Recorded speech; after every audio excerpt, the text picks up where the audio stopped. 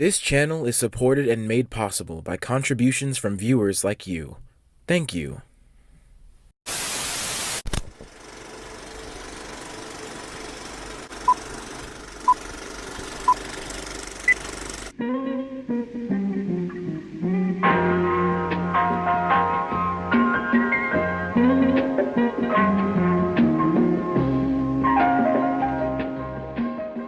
Ryan Coogler's newest film, Sinners, is lightning in a bottle, a 2-hour period piece Southern Gothic horror that has had the world captivated in the terror of the post-Reconstruction South.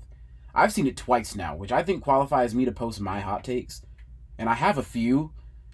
The discourse that surrounds the film is at times mildly toxic, and a lot of that toxicity is rooted around one specific character, Grace Chow. None of you understand Grace Chow. Whatever your hot takes about her are, they're wrong. Whatever your takes about her capitulating to white supremacy are, they're wrong. Grace Chow did nothing wrong, and if you think she did, you're a fool. At least you're a little media illiterate. I don't know. This is my pet peeve. Spoiler warning for this essay, by the way. If you haven't seen Sinners, don't watch this. Or do if you don't care about spoilers. I have a weird philosophy about spoilers. I don't think they matter if the story's good enough, but whatever. Grace might be the most misunderstood character in the entire film. I saw someone post an analysis that said that the characters represent the 7 deadly sins, and I was really into that analysis until I saw that they put Grace as pride because of her quote-unquote self-importance. And that feels like such a terrible misunderstanding of the character, with no legs to stand on. It almost hurts to see. Grace doesn't do what she does, inviting the vampires into the bar, out of self-importance or as a bargain for them or because she cares more about her own struggles than everyone else's. She does it to fight them, and is probably the only one in the room realizing the obvious, that fighting them is literally the only option they have left at this point. Think about it for a moment. What other preparations could they have made? They already spent a whole montage preparing for the vampires and preparing to fight them. Remick blatantly tells them the next time they speak that he plans to assimilate the entire town if he can't get Sammy right now. And Grace's family is uniquely suited for the task. Think about it for a moment. She and Beau run 2 stores that everyone in the community relies on. They wouldn't even have to be invited in anywhere. Everyone comes to them. On top of that, she's one of the first to die. And she does so knowingly, taking out 2 of the biggest potential threats to the town and also, admittedly, trying to keep her daughter safe. But if she was doing this purely out of self-interest, then she might have just grabbed Sammy and threw him out the window or something, rather than literally sacrifice her own life. But that aside, all of the Grace hate, I feel, comes from a serious core misunderstanding of the film. An aspect of its message and themes that I think has gotten lost in all the weird discourse about the characters. And I think this angle, this way of looking at Grace, as actually one of the more rational characters in the story, reveals a lot more thematically about the other characters in the film, especially the character who's most meant to mirror her, which is Smoke. Let me explain.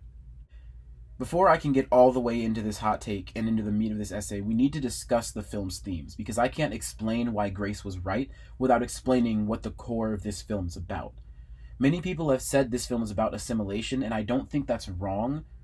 There's a lot to be said about the fact that Remick, the film's central antagonist and vampire debonair, is trying objectively to assimilate Sammy, the talented blues-playing youth around whom the film is really focused. Remick's desire to assimilate Sammy, say that 5 times fast. Remick's desire to assimilate Sammy is partly a product of his own experience with assimilation. I don't think it maps cleanly to say that Remick himself is a representation of mainstream white supremacy and its tendency to force assimilation, but he is bathed in the context of it, like many things are. This is where my takes diverge a bit from some others, because again, I don't think Sinners is about assimilation. I think it's a central theme that's crucial to understanding the film, but something a little deeper is at play here. Let me ask you a question. Why is the film called Sinners? Why is the film's tagline, "We are all sinners"? Before I answer that, type your answer in the chat. Tell me what you think in the comments. I think it's because of the film's real central theme, which isn't assimilation but denial. Lies. Everyone in the film, almost every single character, is living in some form of denial. To put it bluntly, everyone is huffing straight copium. And everyone is huffing copium for the same reasons. The reason is capitalism. Sinners is about the way people live in self-denial and false comforts in the face of colonial and fascist oppression. All but two characters, and by the end of the film, Sammy, live in this form of escapism. In the beginning of the film, we watch Sammy as he works in the fields as a sharecropper with his family. After doing this work, he goes to his father's church to get his guitar so he can go play music with his friends, which his father clearly does not approve of. When attempting to convince his father to let him go, Sammy argues that, as he's finished his work, he deserves this escape. Delta Slim, which is the coolest name ever, by the way, I'm stealing that for a D&D character. Delta Slim uses drinking and music as his escapism, but when he describes his friend's lynching, he becomes so overwhelmed with emotion that he has to sing to release the pain he cannot speak. There's something more honest about that than his drunken attempts to pretend he feels nothing and is satisfied with working just enough to buy the next drink. The film's two deuteragonists, the twins Smoke and Stack, are also living in their own forms of denial. The two brothers have, in a sense, robbed Peter to pay Paul, and are now trying to come back home to build wealth as if the people they robbed in Chicago won't eventually come for them. They're also living in denial, thinking that the space they've built for their community is safe from clan violence. Additionally, they build this space with the explicit goal of giving the community a place to escape their own troubles, which we see manifest when a patron can't pay for drinks with normal coin because black sharecroppers aren't paid real wages, but store tokens for stores owned by the people they work for. Smoke does not want to allow this person to buy another drink, but everyone else convinces him to allow this, even though he knows it won't bring them real money, because, as is spoken by his friends in that moment, the goal is to give people a place of escape.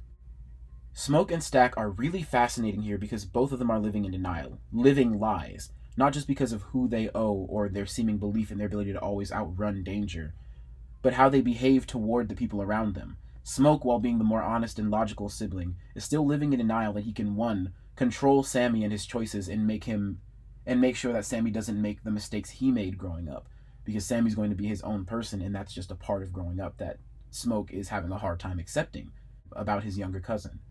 But also that they can build this space without it being destroyed, that all the things they've done won't come back to haunt them, that the clan won't come back in the morning and destroy all of this, even though everyone knows that they will. Stack is living in similar denial, that he can be a trickster forever without consequence, that he can keep Mary, his love interest, safe by pretending he doesn't love her and keeping her at arm's length, that a life without her is what he wants if it keeps her alive. As a matter of fact, they choose a life together and die for it, in a sense. But more on that later. One of the big differences between these two siblings is their relationship to the self-soothing lies they tell themselves. Smoke, the more logical sibling, is able to cut through his own self-soothing and denial. Stack, initially when seeing Mary after years, is really rude and unkind to her, trying to push her away. A form of denial exists in the fact that he thinks this would work, and he tries to deny their love and relations, even doubling down when he's accused of not caring about Mary's dead mother, who helped raise him. Stack doesn't actually feel this way. Michael B. Jordan's performance is really well, and you can see the lie in his face when he makes the claim that he doesn't care. Smoke, however, is frequently the more honest and dynamic brother when it comes to his choices. Smoke has multiple opportunities to lie to himself and others, but always ends up eventually becoming more honest and going with the truth. He is the logical, more realistic brother after all, and he has very few illusions about anything. When he sees Annie, his love, after years apart, he's honest with her, telling her directly how much he loves her and misses her, and their relationship is able to be rekindled because of this honesty and accountability. Smoke is also one of the few characters who never really doubts Annie's advice or wisdom or the power of her magic. He's often challenged in the film by things that contradict his denial or logic, and he always course corrects when it comes up. Whether that is acknowledging that Annie is the most powerful sorcerer of today, or that Sammy needs to be trusted to follow his own path and Smoke can't stop him from making mistakes or exploring where he wants to go in life. Even when the vampire's nature is revealed and his brother is turned, Smoke, while initially in denial, quickly takes Annie's analysis deathly serious. This is where Mary and Annie both come in, as they are foils for each other in really fascinating ways. Annie, like Smoke, is a stone-cold realist. She has no illusions about anything, whether that is the needs of people, or their nature, or the more mystical Southern Gothic Vaudois-related aspects of the world.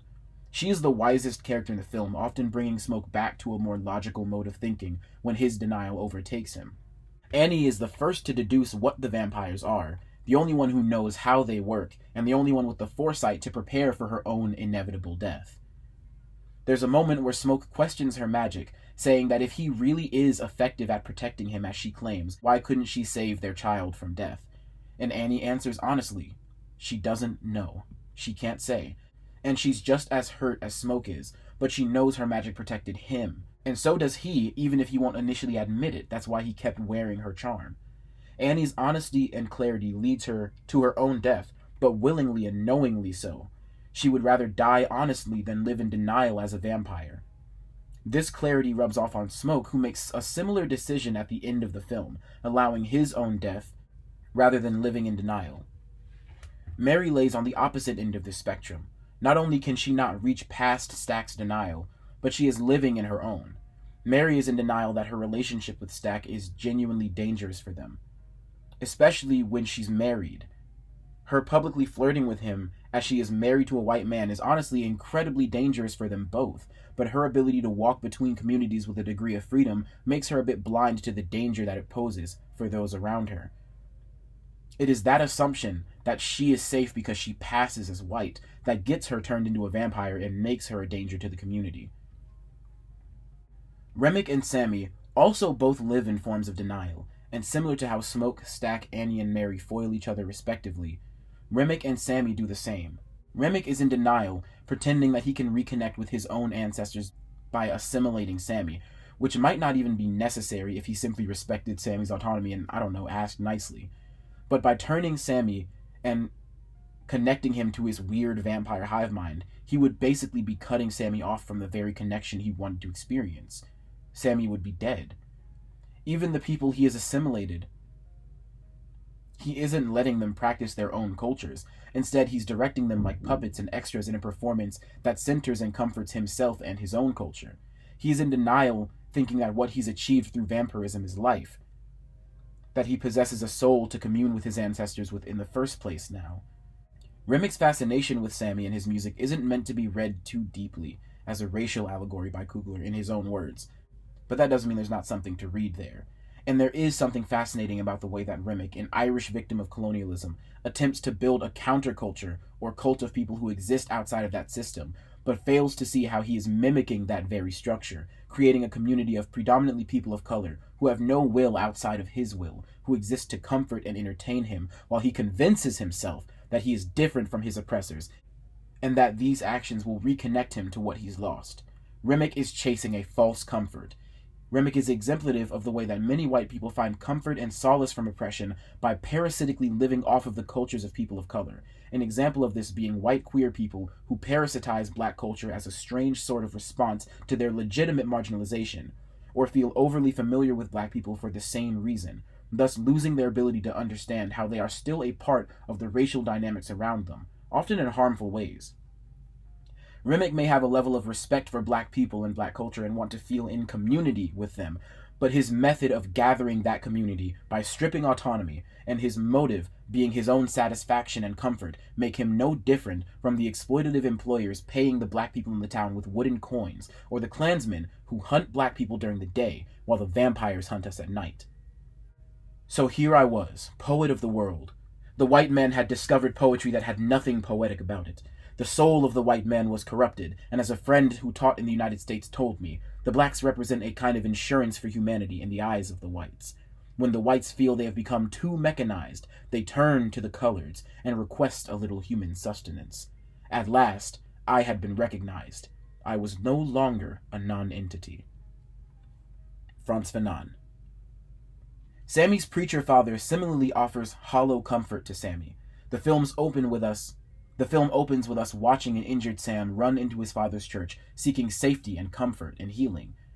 We later see that all his father offers are accusations of sin, but no real comfort. Sammy even calls out to his father's God when he's about to be killed by Remick, but these words do nothing. Remick recites the prayer with him like a poem, saying, "What does save Sammy is his guitar, his music, his power, which one is silvered and lets him escape Remick's clutches. Symbolically, it is his music, his gift, that grants Sammy comfort and strength in a real sense when all else fails. Colonist Christianity can do nothing to save anyone.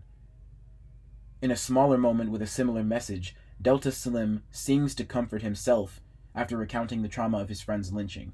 He literally becomes so overwhelmed with emotion that he needs the music to alleviate the pressure building in him. Meanwhile, Stack is actively protected by Annie's cultural knowledge, her hoodoo and traditional spiritualities, which in turn let him rescue Sammy and escape Stack. Annie's magic may provide less comfort than some traditional religions, but it is real. Smoke only dies when he removes it, which he does with the full knowledge and acceptance that he will die, but it means he'll be with his family again. There's a clear difference between the false comforts that feel nice but cannot save us, and ultimately serve those that oppress, and the real salvation of rejecting those given false comforts for something else, something authentically from ourselves. There's also something about the way that Remick avoids death by becoming a vampire, but is disconnected from his culture and people and can never reconnect with them again, whereas Smoke accepts his death and in death receives that very connection that Remick was dodging through his unlife. Wasn't this video supposed to be about Grace? Yes, it was. Grace Chow is another example of one of the few characters in the story never under any illusions. The scene of her bargaining with Smoke is kind of meant to establish the vibe between them. These are two very intelligent, quick-witted characters with the profit motive on the mind. There's a kind of mutual respect between her and Smoke that feels unique among the characters in the story. They both about that paper. Toward the end of the film, Grace decides to invite the vampires into the juke joint, and it's a big plot point that the vampires cannot enter a space without being invited in first. At this point, our remaining main cast are safely hidden within the bar, but are being baited out by Remick and the vampires. Remick uses Grace's now dead husband to try to bait her outside, and when it doesn't work, he threatens to kill her daughter and the entire town. And it's after this point that Grace decides to invite the vampires into the bar. It is this moment that made everyone hate Grace and talk down on her name. No joke, on my second viewing, a lady in the theater screamed, "Just kill this bitch already," when she started screaming for the vampires to enter. Which is one, bad etiquette, please don't do that, and two, a complete misread of the situation. Grace does not deserve the hate she gets for this, especially because if you ask me, she was right. The vampires were going to turn not just her daughter, but the entire town, at which point they would have been almost unstoppable. The people holed up in the barn basically had no choice but to fight them at this point. They didn't even have much more time to prepare, not that they hadn't already done that. And this goes back to the film's themes about false comforts versus realism. Grace knows that the juke joint is a false comfort. The vampires are surrounding it. They can and will easily take the town, and even if they don't, even if they hole up there until the sun rises, the clan comes with the sunrise.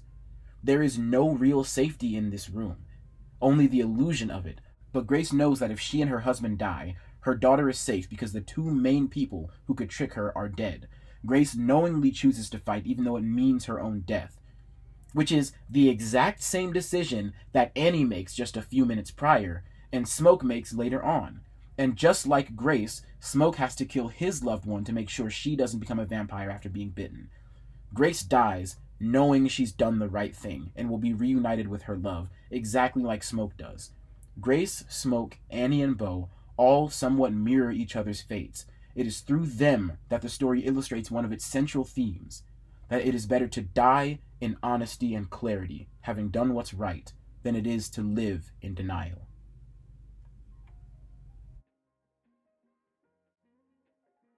Hey, thank you for watching this video. I really hope that you enjoyed it.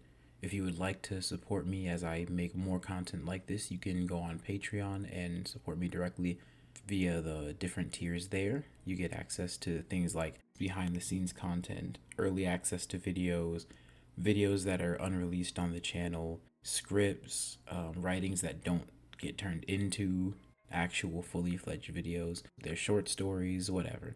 So check that out if you want to support this channel directly. There are a lot of times where Patreon has been the only stable source of income that I have, so I really want to say thank you to everyone supporting the channel that way, and also through one-time donations on things like Venmo. Do me a favor and like and subscribe to this video, and especially if you don't mind, take the time to share this with a friend. Share it on whatever social media websites you use or whatever communities it's appropriate in, or whoever you think it would be useful for. And thank you. Have a good one.